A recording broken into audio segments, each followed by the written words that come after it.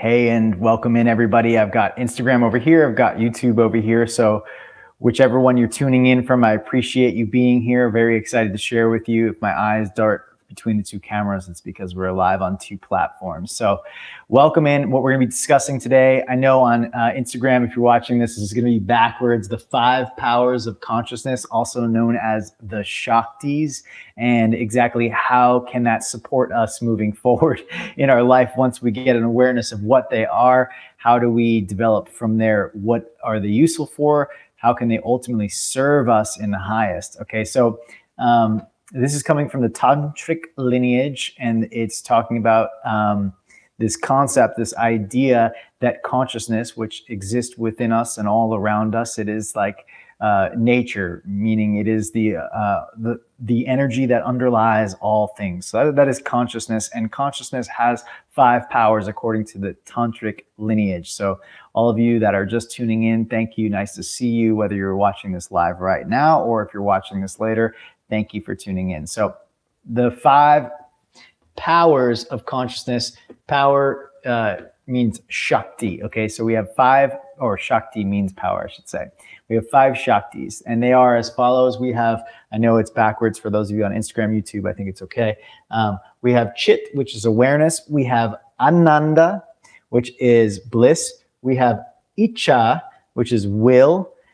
Jnana, which is knowledge. And Kriya, which is action. There is a 5th power I have here listed called Swatantriya, which is freedom, but we're not going to be discussing that one. I was just filming this for my 300-hour teacher training, and I thought, you know what? I want to add a little bit of substance to Instagram and my YouTube channel to help you understand the full spectrum of the yoga practice, that it's not just the physical. And so those of you that stay tuned in here, you're going to start to understand a little bit more about the yoga practice. If you don't already study yogic philosophy already and where this whole practice came from, then the teacher trainings are a great avenue. Both my 200 and my 300-hour trainings, we go deep into the education and study of philosophy. And the reason, the question is, why would we do that when the physical practice is just one compartment of the yoga practice itself? So why practice anything but asana? And that is because there's more to a human being, right, than the physical body.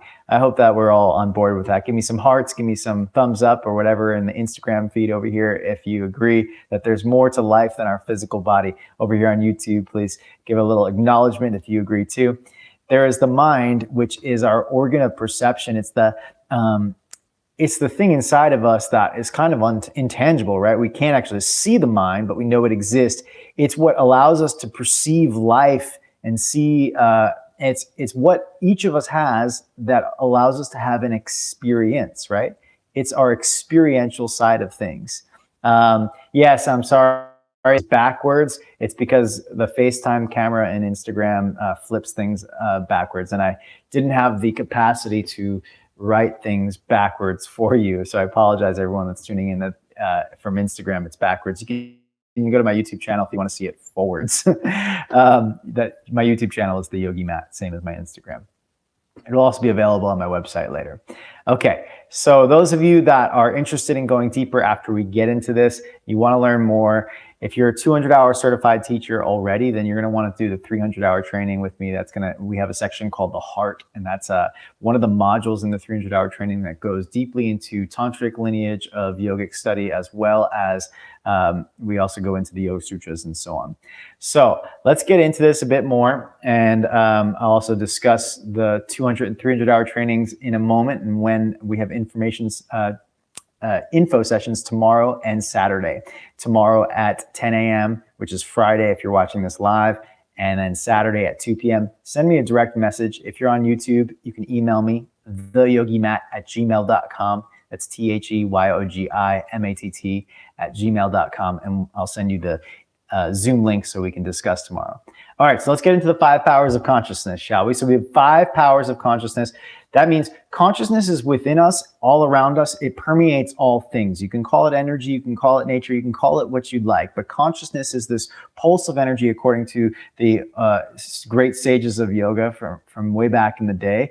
They named it consciousness as it is the thing that is within us, all around us. It is the energy that is pulsing, it's vibrating, it is resonating, and it is the thing that's creating life, destroying life, sustaining life. Okay, so we have 5 powers, and I want to make this really tangible. I have to get a little abstract sometimes to support to give you, I guess, the essence of the truth of what they're trying to convey from back in the day, and their truth, and maybe it becomes your truth, maybe it doesn't. But at the same time, I want to make it tangible on how you apply it to your life. So it's not just an esoteric concept of like consciousness is this energy pulsing through you. But consciousness, the 5 powers, that is just basically, this is what we have within us. We have the power to be self-aware. This is chit, or awake, present. And this is put at the highest. It doesn't mean it's the most important, but it's put at the highest because consciousness, or chit Shakti, permeates all things. It is penetrating all things. And if we practice things that will strengthen this part or this power within us, meditation, self-inquiry, self-reflection, journaling is a great one. Talking to a therapist, talking to someone who challenges you to look inward. So for me, there's something called when you sit with a teacher that guides you in a spiritual conversation. And I don't necessarily mean it has to talk about the gods and the goddesses or anything. That's not necessarily just what spirit is all about, but it's about pondering or self-reflecting upon the magnificence of who we are as beings of nature. So that's what I mean by spiritual conversation. But when you sit with a teacher, it's called satsang. It's a conversation about that evokes a self-inquiry within. Okay, so satsang is one of the best practices. We're kind of doing it right now. Those of you that are really invested in this conversation, that are here and listening and curious about the 5 powers that are within you and how they can affect your life and how you can utilize them to transform, change, to grow, to create the life that you love to live. So if that sounds interesting to you, just kind of throw a heart in the chat over here, and on YouTube, you can certainly put in the comments. Would love to see them. Okay, so satsang is one of the best practices I found with my teachers to develop self-reflective qualities, self-reflective energy and practices. Okay, so it allows us to see our patterns, that is our thought patterns, our emotional patterns, our behavioral patterns, and allows us to understand where those patterns came from, typically from our past. Okay, so we have basically the way that our mind works. We have a lens that we look through life. We look through this lens of our mind that is clouded from our perception based on our past experiences. So our truth is based on what has been done to us, what we have done, and what our experience of life is thus far. We look through that lens, which is for all of us a clouded lens. It's never clear because we are basing that lens on our past. And that means it's not in the moment now, and it's also not what's happening next. Yet our lens, the way we see life, tends to dictate how we see our future, which then causes us to act the same. And by acting the same, our future plays out the same as the past. So awareness is the first power that we have to change that lens that we are looking at life through. So you have a lens, right? We might say, here's a lens, I'm not good enough. Okay, so if we have that lens that we're looking at life that I'm not good enough, then all of our actions, which is our 5th power, Kriya Shakti, will be funneled through the lens of I'm not good enough. I hope you follow this here, and you can, if you want, you can take notes, and you can certainly share them in the comments below, or you can send them to me. I'll definitely be happy to post them. Okay, so we want to, I hate this word purify, but essentially we want to clean the lens like a dirty window that we're looking at our life through. We want to clean that off so that we can take actions based on right now, based on who we want to become rather than who we were and the dirt that is on our lens. Okay, so we have these powers of consciousness, self-reflective, and that's the first one, and it's the one that we do a lot of in the traditional yoga practice, which is meditation, satsang, self-inquiry. That could be, of course, journaling, talking to a friend, talking to a therapist, talking to a coach, whoever you have, to whatever method you have in order to reflect inward, to understand the workings of the mind, your mind in particular, and how you formed certain patterns of behavior, thoughts, and emotions. The next thing, we have the power of bliss, ananda, which is, you get those practices quite often about gratitude and appreciation. It's the practices that remind you that you're actually alive, that keep you connected to the force of energy that is within you right now. Okay, so some of us, it's gratitude practices. Some of us, it's just love and connection to others, singing, art, and so on, that reminds us that we are alive. And from that remembrance that is a privilege and that it is a joy to be alive, there's an experience of bliss that overcomes us. That is one of our powers. Okay, so we have the power of awareness, self-reflective, bliss, that is that connection to the fact that we enjoy that we are alive, and it's why we keep waking up and continuing to live. When bliss is severed, then that's where suicidal thoughts start to come in, according to yogic tradition. I'm not a therapist, so please don't take that as like a statement about mental health by any means. But this is according to the yogic philosophy. Okay, so the next one down, we have the power of will, which is the essentially that deep desire inside of all of us that drives us toward self-expression. So it is desire in a healthy way that pulls us, it's very pulling, towards action. So will, rather than looking at it as a bad thing, that desire is a bad thing, usually desire in the human experience comes out to be perhaps misplaced. And then we have associating our desire with perhaps negative connotation. But in the powers of consciousness, they acknowledge that will is actually one of the most magnificent energies. It's inspiration, it's motivation, it's that thing that drives you, that lights you up in order to take actions, which one of your actions might be practicing yoga on your yoga mat, or it might be listening right now. You have this deep desire for perhaps transformation or self-awareness or something that's driving you to listen to this conversation. And that will is something to honor about yourself. Again, that is called Icha Shakti. Icha Shakti, the power of will or drive. Okay, and the next one down is going to be the power of knowledge. So you can have the will to do something, but without knowledge to attain exactly how to do something, then no action has happened. And I should mention that this chart is really from the place of most potential, which is consciousness, down to manifestation, which is what happens from action, right? So you might have the awareness, and you might have the will, the desire to do something, the knowledge to even know how to do something, but you can't actually bring it to life without action, which is kriya, which is not the same as karma, which those of you that are tuning in, that are in my 300-hour training, will be going over the difference between kriya and karma. They both mean action, but they're very different. Okay, so knowledge.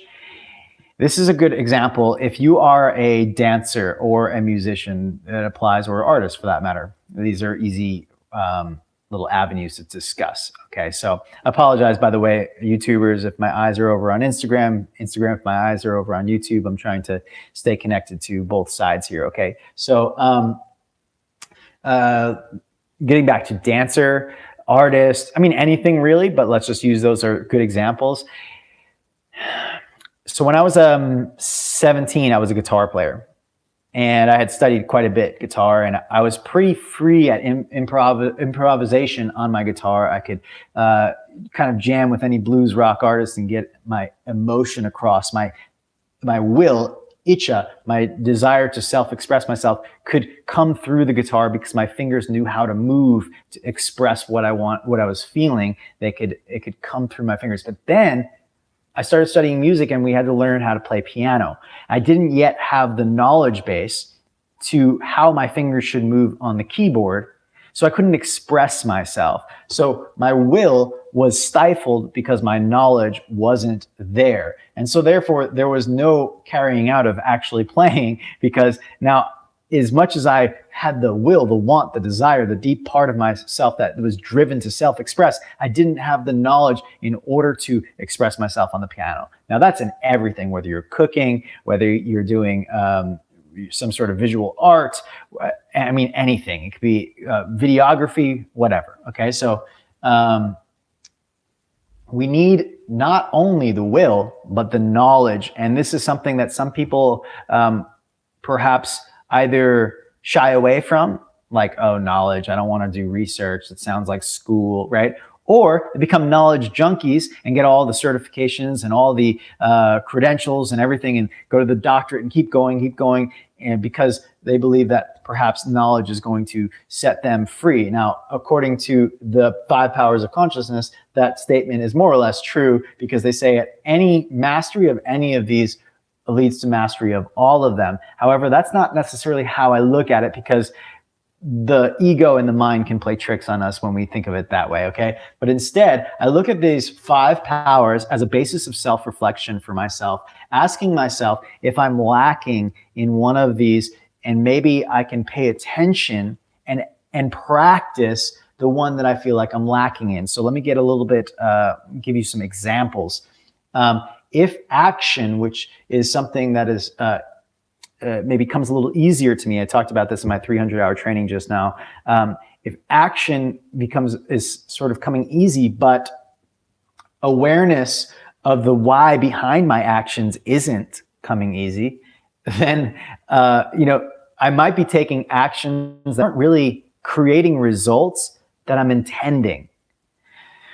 I'll just act for the sake of maybe doing it, and I will have in my mind an intended result, but it'll be cloudy. It won't be clear. And so best to do the self-reflective exercises first to get clear on the why. What is the energy behind my actions? And this way my actions will become more effective. Okay, that's important to me, is if I'm going to exert my energy to do something, I want my energy to be really going towards something that's going to fulfill me. And so we got to get clear, and that's the awareness place. Or perhaps you're very clear. You're the kind of person that's very self-reflective. You know your faults. You know your this or that, in and out, but you're not actually changing anything. And so you're sitting in that place of aware of, but not actually making a shift. Aware of knowing what you want to change, but not actually changing. In that case, maybe it's action that you need. A little bit more of that Kriya Shakti to go down that little world. And then perhaps maybe it's more knowledge that you need, in the know-how in order to take action and take appropriate action. Okay, so these are the 5 powers of consciousness. I'm going to leave it there for you. I hope that this was not only informative, but also transformative in some degree or another. And know that these 5 powers of consciousness are something we go over in the 300-hour teacher training. For those of you that are yoga teachers and want to advance to the 500-hour level, you take the 300-hour. That plus your 200-hour training equals 500 hours. That becomes a 500-hour registered yoga teacher with Yoga Alliance. Also, the 200-hour teacher training is coming up. If you're watching this live, some of you are, which is excellent. Thank you for tuning in. The 200-hour training, we have an info session tomorrow, Friday at 10 a.m., Saturday at 2 p.m. And that info session is for the 200 and the 300 hours, so you can show up to either. There are going to be Zoom meetings where we can discuss. Please send me a direct message if you're on Instagram and you want that link, that Zoom link. I sent it out to everyone that's on the newsletter on theyogimat.com. If you want to sign up for the newsletter, you get the free technique pack by signing up. That means educational videos on your physical practice to help you develop. So you can just go to theyogimat.com yogic.com and sign up there, or send me a direct message and I'll send you the Zoom link. That's cool too. If you're on YouTube listening right now, it's theyogimatt@gmail.com if you'd like to get in touch with me, and I will happily send you the Zoom links. So 200 hours starts very soon, next week for that matter. The 300 hours starts February 14th. Also happy to jump on a phone call if the info sessions don't work for you. Last thing I'll mention for everybody here, and I think this is very exciting, I've got a live stream immersion coming up that you might be really interested in, and that's 12 yoga classes. We practice 3 days a week, and that's called The Dance. It starts February. You get lifetime access, so you can watch the classes after they go live, but you could also watch them live if it works for you. Time-wise, it's 12 p.m. Eastern time when we go live on Tuesdays, Thursdays, and Saturdays. And The Dance is focused on transitional movement, the alignment and technique between postures. So from one pose to the next, which is a little bit rare because I often focus on alignment and technique within one single posture. So for The Dance, we're going to be focusing on the transitional elements, aligning ourselves while change is happening. So I thank you all for tuning in here. Thank you for being here. I appreciate you. I just want to say thanks for anyone that left a comment on YouTube, Instagram. Lots of love, everybody. Sending you waves. And hope to see you soon. If you have questions for me regarding the 5 powers of consciousness, send me a direct message. Happy to discuss further, and see you all soon, hopefully in the 200 hour, the 300 hour training, or on the live stream immersions. Okay, take care, everyone. Be well. Lots of love.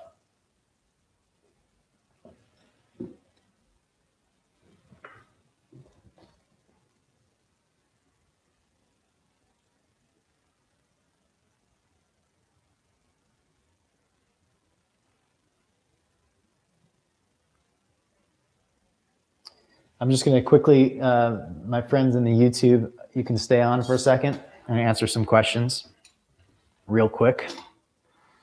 Whoops, wrong way. All right, YouTube friends, I didn't get a chance to look at the comments, so I'm just going to check right now. We have, could you tell me why some people, after they do yoga, and they have sleep problems? Okay, that could be because yoga, like all activity, changes your energy levels, and perhaps the type of yoga you're doing may or may not be supportive to your physical type, your energy type, your mental type. It may cause you to be more awake, get your blood flowing, your heartbeat rolling, and maybe that's not so good. And you said you did yin, I noticed in that comment there. So maybe the release of endorphins from the stretching could be an issue. So let me just check if there's any other comments here. And Carrie Taylor says, sorry, I missed it. No worries, Carrie. It's going to be available. I'm going to put this on for you now. You can watch the full thing. Okay, everyone, take care of yourselves. Be well.